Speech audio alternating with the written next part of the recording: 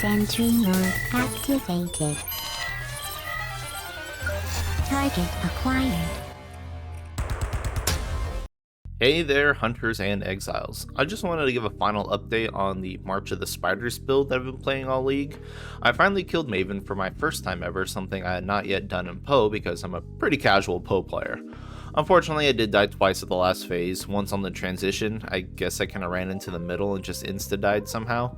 And then again during the Simon Says in the last phase because I zoned in and was not paying attention to her, so I didn't realize he was actually starting it, so I kind of missed a good chunk of it. So, good fight though, had fun. I also done Cirrus 8 Deathless and some of the other invitations like the Formed and the Shaped for those Guardian fights, and I did Uber Series as well. So I'm pretty much done with the Spiders build. I did everything I wanted to do this league, and I can't really improve the build without some hugely expensive items, so I just wanted to stop it here and give you all an update on how it went. If you didn't see the first video explaining my build and the spin I put on the spiders, I'll put it in the description. It explains why I'm using everything that I'm using and how the build operates.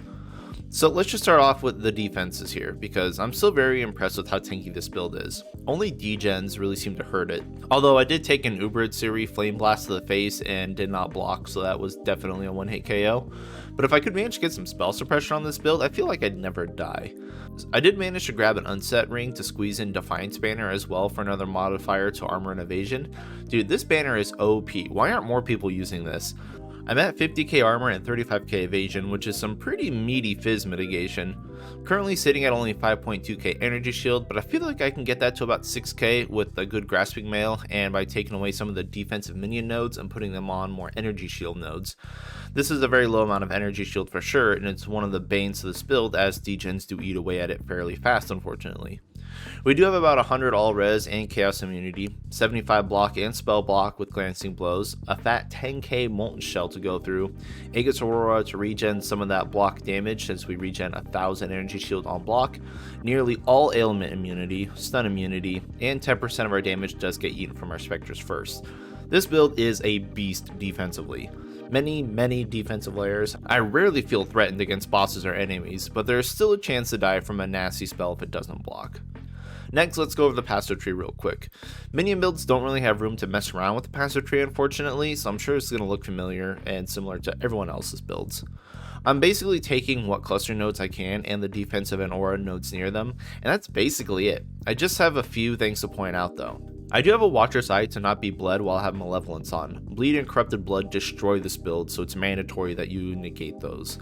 For masteries, I have Curse Effectiveness Reduction and Block with 120% armor on the armor and energy shield nodes.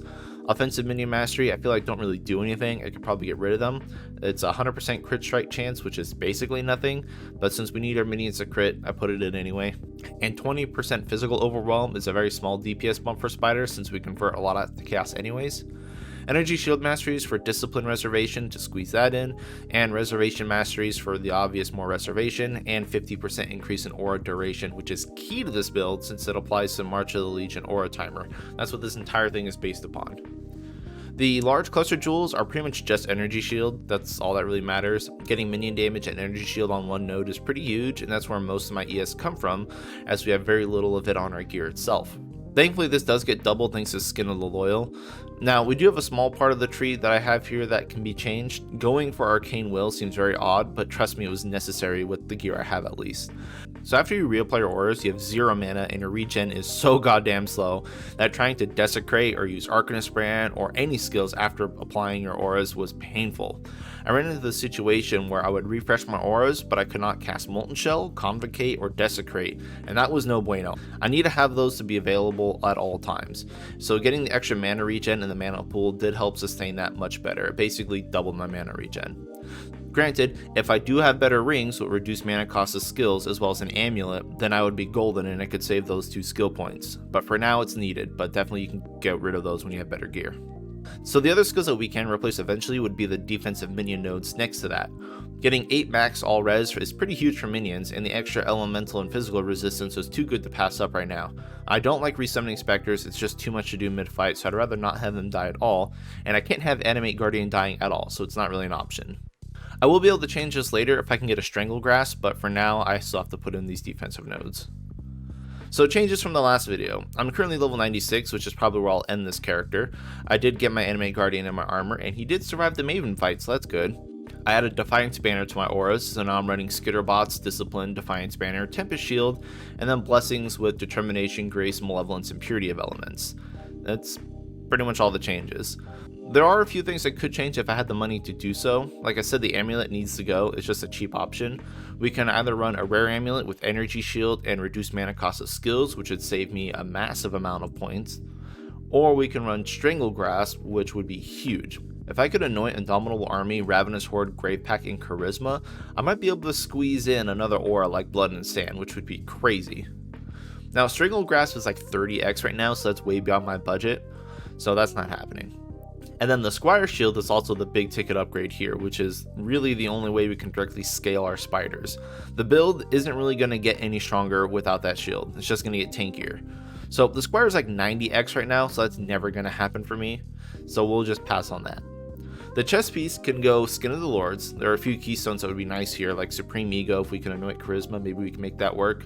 Mage Bane, Ghost Dance, or any of the keystones we already use. Another option would be a good grasping mail with like 150-ish energy shield and the global defenses modifier, which would provide us a ton amount of extra energy shield, which would make us even tankier. I think I can get about 6k with one of those. And the rest of the build pretty much plays as I mentioned in the other video. We're just going to run around, summon spiders, and then, constantly refresh our auras, which isn't too bad. I mean, it's like a 25-second timer that you have to refresh them, and you don't really have to do much with minion builds anyways. I'm only using Arcanist Brand on bosses, so I have plenty of time to just, walk and apply auras. If I had the Strangle Grasp, I could also get exceptional performance for 25% increased skill effect duration, which would help our spiders last longer and our auras last longer. That would be a good option as well. But again, Strangle Grasp was just out of my grasp. I do like this build. It's been performing really well. It does really good clear. It's really good at bossing. It's just also really cheap. Once you get Aracali's Fang, getting everything else together is like 40 or 50 C tops. So while not necessarily a league starter, it's definitely something you can do to take you to endgame once you get that Fang. I think Aracali's Fang is down to like 150 chaos as well. So I mean, it's really not that expensive. But yeah, so this is my March of the Spiders build, and while I didn't league start it, I did immediately swap to it once I managed to get my hands on that Fang. It's carried me through the entire league without pretty much any issue, and it's the first build I've actually pieced together on my own that's actually worked out and carried me to endgame. Now, I won't be attempting the Uber bosses unless I can upgrade the gear that I mentioned earlier, but as a casual PoE player, that kind of money is out of my reach for sure. So this will suffice for now. I do have my league goals done, and I really couldn't be much happier. I'll leave you with a few boss skills and such if you want to see how this build performs with my super scrub-like hands at least. But yeah, that's all for me, so thank you all for watching, and good luck out there, hunters.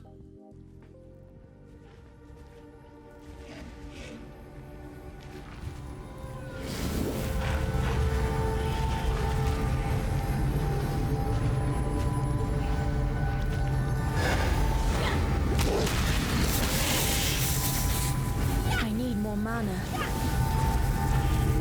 The prize piece comes to join.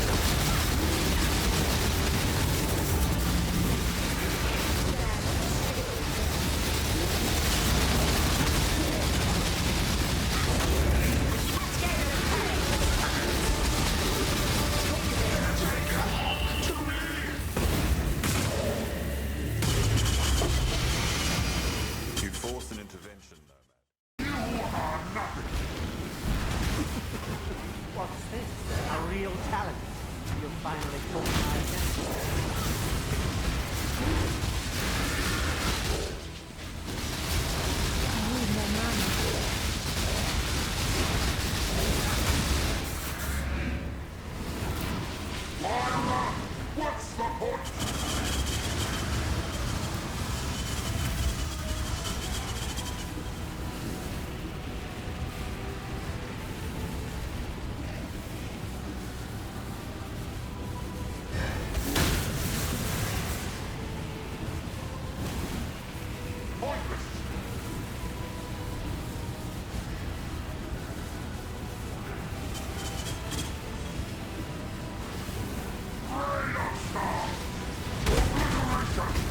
others found strength, yet they looked reliant.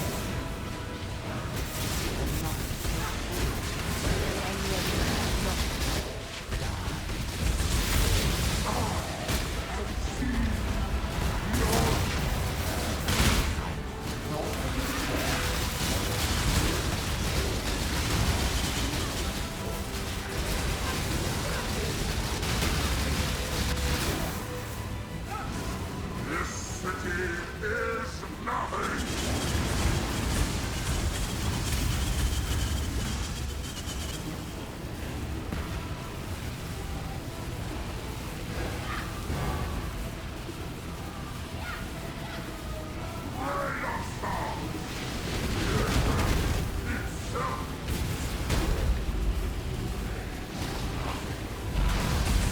Like, really interesting about warrant all the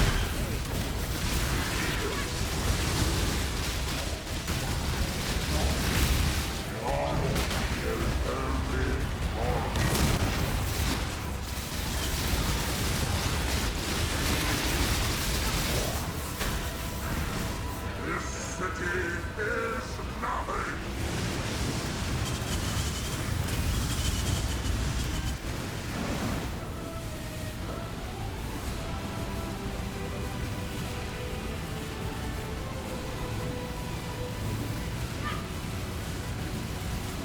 Fury of the cosmos! Obliteration! You are